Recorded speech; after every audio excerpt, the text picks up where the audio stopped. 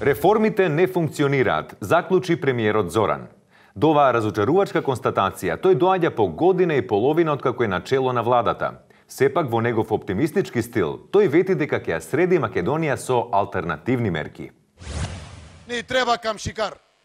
Ни треба некој од ЕО и НАТО да дојде овде и малку да не подсреди. Сите од мене начело, па надоле сите. Затоа што мора да има европски ред и поредок, мора да има европски правила. Тоа е нешто кое што сакаме и тежнееме да го постигнеме. Тој додаде дека веќе назначил посебен советник за камшикување, кој ќе има за цел да спроведе обука во јавните предпријатија и министерствата, обука за камшикување за да се средат институциите. Но оваа одлука не е ограничена само на државните институции и општините.